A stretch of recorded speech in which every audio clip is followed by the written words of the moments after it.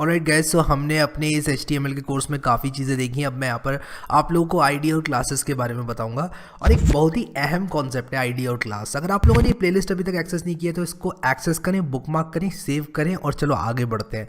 तो यहाँ पर आगे बढ़ते हुए मैं यहाँ पर ट्यूटोरियल 10 लिखूँगा। मैं लिखूँगा tut10.html और उसके बाद यहाँ पर मैं आपने बिल्कुल सही गैस किया, बॉयलर प्लेट लगा लूँगा। और बॉयलर प्लेट कैसे लगाते हैं मैंने बता रखा है, एक ये बस आपको लगा के एंटर मारना है और आपका काम हो जाएगा। अब ये जैसे ही आप लोग करेंगे उसके बाद आपकी बॉडी यहाँ पर खाली है अभी, ठीक है। तो मैं गो लाइव करूँगा तो डॉक्यूमेंट टाइटल का मेरा ये खुल जाएगा। फिर उसके बाद अगर मैं यहाँ पर लिखूँगा IDs and classes in HTML, इसको सेव करूँगा तो देखो आप लोग यहाँ पर IDs and classes in HTML आ गया। एक काम करता हूँ, एक हेडिंग डालता हूँ यहाँ पर और इस बार H3 डालूँगा और यहाँ पर मैं लिखूँगा आईडीज़ एंड क्लासेस ट्यूटोरियल, ठीक है। और यहाँ पर भी ये आ जाएगा, ठीक है। अब मैं करने क्या वाला हूँ, एक डिव बनाऊँगा, ठीक है। मैं कहूँगा डिव और उसके बाद एंटर मारूँगा तो डिव बन जाएगा। लेकिन मैं यहाँ पर क्या करने वाला हूँ, लिखने वाला हूँ div और उसके बाद यहाँ पर मैं लिखने वाला हूँ id is equal to main box, ठीक है। मान लो मैं कुछ ऐसे लिखने वाला हूँ id is equal to main box और क्लास इज इक्वल टू मुझे यहाँ पर क्लास लिखना था, class is equal to red BG, ठीक है। मैंने मान लो ये लगा दी क्लास इसमें। अब इन दोनों का मतलब क्या है ये ज़रा समझते हैं। यहाँ पर देखो, एक कोई भी बच्चा है मान लो, ठीक है। तो जब एक बच्चा पैदा होता है तो उसका नाम रखा जाता है, ठीक है। अब अगर आप नाम नहीं भी रखेंगे किसी का, जैसे बहुत सारे जानवर होते हैं एनिमल किंगडम में, उनका नाम नहीं रखा जाता है। जो भी जंगल में रहने वाले जानवर होते हैं उनका सबका नाम नहीं होता है, तो भी काम चल जाएगा। लेकिन अगर किसी को आगे आपको पुकारना है, जैसे कोई इंसान है, ऑब्वियसली उसको नाम की ज़रूरत पड़ने वाली है तो उसको आप नाम देते हैं। या फिर किसी का पेट होता है अपना, कोई पालतू जानवर है तो उसको डेफिनेटली नाम दिया जाता है। उसी तरह यहाँ पर हम नाम देते हैं और वो आईडी होती है। आईडी का मतलब होता है आइडेंटिफायर, इसको आइडेंटिफाई कर लो इस नाम से, ठीक है। अब यहाँ पर एक नाम से दो लोग नहीं हो सकते, यहाँ पर ये रूल होता है, ठीक है। एक पेज में ऑब्वियसली किसी दूसरी वेबसाइट में कहीं और सेम आईडी हो सकती है, लेकिन एक आईडी सिर्फ एक ही एलिमेंट को मिलेगी। अब जैसे मैंने यहाँ पर मेन बॉक्स कर दिया तो मैं कोई दूसरा डिव नहीं बनाऊंगा जिसकी आईडी मेन बॉक्स हो, क्योंकि आईडी इसका आइडेंटिफायर है। ये वो चीज़ है जो कि इसको आइडेंटिफाई करती है। तो एक आईडी अगर मैंने यहाँ पर मेन बॉक्स नाम की रखी है तो वो सिर्फ एक एलिमेंट को दी जा सकती है, किसी और एलिमेंट को मैं वो आईडी नहीं दे सकता। मैं यहाँ पर ये भी नहीं कर सकता, ये मैं करूँगा अगर मान लो मैंने ये किया मेन बॉक्स, ये गलत है, ये एकदम टेक्निकली गलत है, मुझे ये नहीं करना है। तो मैं इसको भी हटा दूंगा और उसको सेव कर लूँगा, ठीक है। तो आईडी का मतलब नाम होता है, इससे ज़्यादा कुछ नहीं होता है। अभी आईडी क्यों दी जाती है किसी एलिमेंट को? उसको पहचानने के लिए, उसको यूनिकली आइडेंटिफाई करने के लिए। जब आप जावास्क्रिप्ट लिखोगे आगे तब आपको पता चलेगा कि जावास्क्रिप्ट से आप एक एक एलिमेंट को टारगेट कर सकते हो। यानी कि ये एलिमेंट है, इसके अंदर का कंटेंट आपको चेंज करना है तो आप इस एलिमेंट को इसकी आईडी से ग्रैब कर सकते हो। और जैसे आप इसकी आईडी से इसको ग्रैब करोगे ये आपको मिल जाएगा और ये मिलने के बाद आप इसके अंदर कुछ भी कंटेंट चेंज करो, बैकग्राउंड इसका चेंज करो, कुछ भी आप कर सकते हो। उसी तरह CSS आप लिख सकते हो, इस आईडी वाले एलिमेंट को कुछ डिज़ाइन दे सकते हो। CSS हम आगे लिखेंगे बहुत जल्दी, लेकिन बस आप इतना समझ लो CSS से स्टाइलिंग होने वाली है। जैसे मान लो मैं अगर सिर्फ इस आईडी को, सिर्फ इस एलिमेंट को बॉर्डर देना चाहता हूँ तो मैं CSS स्टाइल शीट में लिख दूंगा कि जो आईडी मेन बॉक्स है उसके बॉर्डर को रेड कर दो या पर्पल कर दो या कुछ भी कर दो, ठीक है। मैं यहाँ पर दिस इज मेन बॉक्स लिख देता हूँ, तो यहाँ पर दिस इज मेन बॉक्स लिख कर आ जाएगा। और यहाँ पर क्लास का मतलब समझ लेते हैं। मान लो मुझे क्या करना है, मेरी वेबसाइट पे, मेरी बात ध्यान से सुनना ये वाली, बहुत ही ध्यान से। मेरी वेबसाइट पे मान लो 100 एलिमेंट्स हैं और उन 100 के 100 एलिमेंट्स को मुझे रेड कलर का बैकग्राउंड देना है। तो मेरे पास दो ऑप्शन है, या तो मैं उन सारे 100 एलिमेंट्स में क्या करूं, उन सारे 100 एलिमेंट्स के लिए स्टाइल डिफाइन करूं। अब स्टाइल कैसे डिफाइन करते हैं CSS में ये मैं बताऊंगा आपको। मैं आप लोगों को यहाँ पर लिख के भी दिखा दूंगा थोड़ा बहुत स्टाइल, लेकिन मैं भी चाहता नहीं हूँ वो करना क्योंकि मैं CSS में आऊँगा तब वो करूँगा। लेकिन कुछ ऐसा समझ लो कि एक एक एलिमेंट के लिए आप रिपीट करोगे उस चीज़ को। इससे अच्छा आप क्या करोगे, रेड बीजी नाम की क्लास बना लोगे। रेड बीजी के अंदर जो भी प्रॉपर्टीज़ आप डिफाइन करना चाहते हो, जैसे मान लो मैं बैकग्राउंड रेड करना चाहता हूँ, कंटेंट वाइट करना चाहता हूँ, बॉर्डर ब्लैक करना चाहता हूँ, 2 पिक्सल का करना चाहता हूँ, सॉलिड बॉर्डर रखना चाहता हूँ, वो सारी चीज़ें मैं डिफाइन करके अपनी इस क्लास में डाल दूंगा, रेड बीजी वाली क्लास में।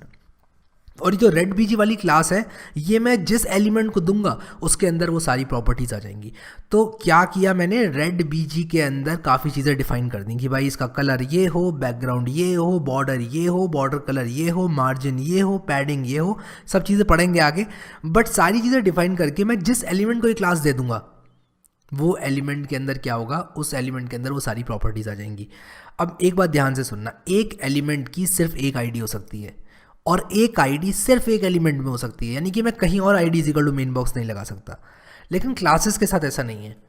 आप इसको रेड बीजी क्लास भी दे सकते हो और उसी के साथ साथ आप इसको ब्लैक बॉर्डर क्लास भी दे सकते हो। मान लो मैंने कोई क्लास लिखी है जिसमें मैंने बॉर्डर को ब्लैक डिफाइन किया है, तो मैं इसको रेड बैकग्राउंड वाली क्लास दे सकता हूँ और स्पेस देके एक दूसरी क्लास दे सकता हूँ। और मैं स्पेस दे के जितनी मन चाहे क्लासेस यहाँ पर लगा सकता हूँ। जितनी क्लासेस मैं स्पेस दे के लगाता रहूँगा, उन सारी प्रॉपर्टीज़ को ये एब्जॉर्ब करता जाएगा और ये डिव के अंदर वो सारी प्रॉपर्टीज़ आ जाएंगी जो इन सारी क्लासेस में डिफाइंड है। तो अगर मैं मल्टीपल क्लासेस एक एलिमेंट को देना चाहता हूँ तो मैं क्या करूँगा, स्पेस दे के उनको लिख दूंगा। अब ऐसा नहीं है कि रेड बीजी में कहीं और नहीं दे सकता, मैं डेफिनेटली दे सकता हूँ। अगर मैं यहाँ पर स्पैन लिखूँ और मैं यहाँ पर class is equal to red BG कर दूँ, तो मैं कुछ इस तरह से यहाँ पर रेड बीजी क्लास इसको भी दे सकता हूँ। लेकिन आईडी मेन बॉक्स जो है वो रिजर्व हो चुकी है इसके लिए, वो मैं कहीं और नहीं दे सकता। तो यहाँ पर आप लोग समझो इस चीज़ को, आईडी ये है, क्लास ये है, क्लास मल्टीपल में एक एलिमेंट को दे सकता हूँ और एक क्लास को मैं मल्टीपल एलिमेंट्स में लगा सकता हूँ। एक एलिमेंट में मल्टीपल क्लास हो सकती है, एक क्लास मल्टीपल एलिमेंट्स में हो सकती है। लेकिन आईडी क्या है, आईडी सिर्फ एक एलिमेंट में होगी, उसका नाम है वो, तो उसको आइडेंटिफाई करना है तो सिर्फ एक ही एलिमेंट है वो। मेन बॉक्स आईडी का सिर्फ एक ही एलिमेंट होगा, कोई दूसरा डिव नहीं हो सकता मेन बॉक्स का, इसके अलावा कोई दूसरा स्पैन नहीं हो सकता, कोई दूसरा एच नहीं हो सकता, कोई दूसरा पैराग्राफ नहीं हो सकता, कुछ भी नहीं हो सकता दूसरा। तो मैं आशा करता हूँ ये आपको समझ में आ गई होगी चीज़। अब यहाँ पर थोड़ा सा एमिट देख लेते हैं, एमिट, ठीक है। यहाँ पर मैंने कंट्रोल/ दबाया है कमेंट करने के लिए। मैं लिख देता हूँ क्योंकि अभी भी मेरे पास कमेंट्स आ रहे हैं। सेलेक्ट एंड प्रेस, मैं पूरा सही से लिख देता हूँ, सब कुछ आपके पास होना चाहिए यहाँ पे, कुछ ऐसा नहीं आप बोलो कि कोड अवेलेबल नहीं है, वो सब मैं नहीं चाहता आप लोग बोलो। तो select and press control+/ to comment, ठीक है, मैं लिख देता हूँ यहाँ पे। अब एमिट यहाँ पर मैं बता रहा हूँ आप लोगों को, ऑल्ट और डाउन एरो से इसको नीचे लेकर आऊँगा लाइन को। और एमिट में मैं आप लोग को सबसे पहले एक चीज़ दिखाना चाहता हूँ। अगर आपको स्पैन चाहिए ऑफ क्लास रेड बीजी, तो मैं लिख दूंगा स्पैन डॉट रेड बीजी और एंटर मार दूंगा। तो देखो ऑटोमेटिकली इसमें क्या हुआ, span class is equal to red BG आ गया। और अगर मुझे स्पैन चाहिए ऑफ आईडी, स्पैन आईडी, मान लो मैं स्पैन आईडी रखना चाहता हूँ या फिर मेन स्पैन रखना चाहता हूँ और मैं एंटर मारूंगा तो span ID is equal to main span आ जाएगा। तो यहाँ पर dot is for class and pound is for ID, और ये चीज़ CSS में भी आप लोगों के काम आने वाली है। डॉट हम यूज़ करते हैं क्लास के लिए और हैश यूज़ करते हैं आईडी के लिए। तो कभी भी मुझे रेड बीजी क्लास का एक एलिमेंट चाहिए तो मैं लिख दूंगा उस एलिमेंट का नाम और डॉट लगा के रेड बीजी। अब अगर मैं कुछ ऐसे लिखता हूँ, div dot red BG dot black border dot another class, enter, तो ये सारी क्लासेस इसमें देखो आ गई हैं एंटर मारते ही। तो क्या किया है मैंने, शॉर्टकट का इस्तेमाल किया है। एमिट शॉर्टकट है, एमिट एक तरीका है आपके लिए फास्ट लिखने का HTML को और अपना टाइम बचाने का, ठीक है। अब एक और चीज़ दिखाऊंगा, Emmet takes div tag as default, ठीक है। तो इसका मतलब क्या हुआ, अगर मैं सिर्फ डॉट ब्लैक बैकग्राउंड लिखता हूँ तो ऑटोमेटिकली मुझे एक डिव बना कर दे देगा, ये मतलब था इसका, ठीक है। ये चीज़ हो गई एक। उसी के साथ साथ आप लोगों को बताना चाहूँगा कि अगर आप लोगों को मल्टीपल एलिमेंट्स लेने हैं, ठीक है, creating multiple elements using emit, ठीक है, तो वो कैसे करेंगे, मल्टीपल एलिमेंट्स कैसे बनाएंगे एमिट की मदद से। उसके लिए आपको क्या करना पड़ेगा, आपको कुछ ऐसे लिखना पड़ेगा, जैसे मान लो मैं span with ID my ID रखना चाहता हूँ, या फिर span with class my class और माई क्लास 2, और उसी के साथ साथ मैं माई क्लास 3 भी देना चाहता हूँ, माई क्लास 3 भी मैं देना चाहता हूँ, ठीक है। और मैं इसको यहाँ पर मैं कुछ ऐसे लिख रहा हूँ कमेंट में, ठीक है, ताकि आप लोगों को यहाँ पर पता चले कि मैंने क्या लिखकर टैब दबाई थी, क्योंकि मुझे आप लोगों को ये कोड भी देना है ना, तो मैं माई क्लास 3 लिखूँगा और एंटर मारूंगा, तो ये देखो सारी की सारी ये मेरे पास आ गई। लेकिन क्या मैं करूँगा अगर मुझे इसके जैसे 4 स्पैन चाहिए, तो मैं लिख दूंगा मल्टीप्लाई बाय 4 और एंटर मारूंगा, जैसे ही देखो मुझे 4 मिल गए। और मैं लिखूंगा फर्स्ट, फिर टैब दबाऊंगा तो मैं डायरेक्ट यहाँ पर आऊँगा नीचे जहाँ पर ब्लिंक कर रहा है कर्सर, देखो यहाँ पर। और उसके बाद लिखूंगा सेकंड, और उसके बाद थर्ड, और जो भी मुझे लिखना है फोर्थ मैं लिख सकता हूँ। सेव करूँगा, देखो यहाँ पर कुछ इस तरह से मैं अपने इस एमेट को इस्तेमाल कर सकता हूँ इस तरह से first second third fourth span के अंदर लिखने के लिए। तो ये हमारी एमेट ट्रिक है, ये हमारी वो टेक्निक है जो कि हम इस्तेमाल करने वाले हैं कभी भी हमें मल्टीपल एलिमेंट्स चाहिए। ठीक है, मल्टीप्लाई बाय 4 लिख देता हूँ यहाँ पर, to print 4 similar elements using Emmet. अब एक चीज़ यहाँ पर बात करना चाहूँगा एक चीज़ के बारे में, वो ये है कि जो विजुअल स्टूडियो कोड है वो एमेट को सपोर्ट करता है, उसके अंदर एमेट बिल्ट इन होती है, इसलिए आप ये सब यूज़ कर पा रहे हैं। आप नोटपैड में ये करोगे तो आपको नहीं मिलेगी ये सुविधा, और ना ही आपको ये सुविधा किसी और एडिटर में मिलेगी जिसमें एमेट नहीं है। तो अगर किसी भी एडिटर में जहाँ पर भी आप कोडिंग कर रहे हैं एमेट नहीं है और ये काम नहीं करता है, तो बिल्कुल फ्रस्ट्रेट होने की ज़रूरत नहीं है। कभी कभी आप लोग को ये टाइप करना पड़ेगा अगर आप लोग विजुअल स्टूडियो कोड यूज़ नहीं कर रहे हैं या फिर आप सर्वर में डायरेक्टली एडिट कर रहे हैं। But again most of the part में विजुअल स्टूडियो कोड यूज़ करेंगे। मैं तो personally visual studio code use करता हूँ जब भी वेबसाइट्स बनाता हूँ, ताकि इस तरह की सुविधाएँ मुझे मिलती रहें और मैं आराम से एमेट वगैरह इस्तेमाल करता रहूँ। सो आई होप कि आप लोगों को ये चीज़ समझ में आ गई होगी, किस तरह हमने एमेट का इस्तेमाल किया, किस तरह हमने क्लासेस और आईडी को डिफाइन किया। अब क्लासेस और आईडी सीएसएस जैसे ही हम देखेंगे तब आप लोग को ज़्यादा पता चलेगा। और एक चीज़ और यहाँ पर बताना चाहूँगा अगर आप लोगों को कन्फ्यूजन हो, मैं एज्यूम कर रहा हूँ यहाँ पर कि जो ये रेड बीजी है मेरा, ये ऑलरेडी डिफाइंड है।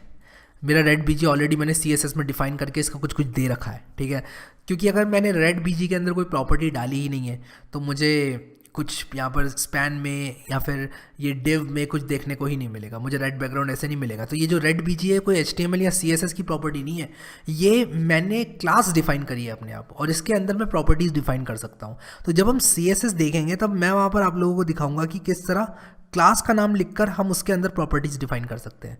जैसे मैं बैकग्राउंड चेंज कर सकता हूँ, मैं बैकग्राउंड कलर, उसका टेक्स्ट कलर और उसी के साथ साथ उसका फॉन्ट, वो सब चीज़ें मैं चेंज कर सकता हूँ क्लासेस से टारगेट करके, या फिर आईडी से टारगेट करके भी कर सकता हूँ। आईडी क्लासेस में डिफरेंस इतना है बस कि जो आईडी है वो सिर्फ एक एलिमेंट के लिए यूनिक होती है, क्लास जो होती है वो मल्टीपल एलिमेंट के लिए हो सकती है। सो आई होप कि आप लोगों को समझ में आ गया होगा, क्लियर हो गया होगा। अगर आप लोगों को वीडियोस पसंद आ रहे हैं तो काइंडली गाइस लाइक करें, और उसी के साथ साथ मुझे कमेंट में बताएं कैसा चल रहा है आपका एक्सपीरियंस इन वीडियोस को देखने का। ये प्लेलिस्ट एक्सेस नहीं करिए तो काइंडली बुकमार्क करके इसको सेव कर लें। अभी के लिए इस वीडियो में इतना ही guys. Thank you so much guys for watching this video and I will see you next time.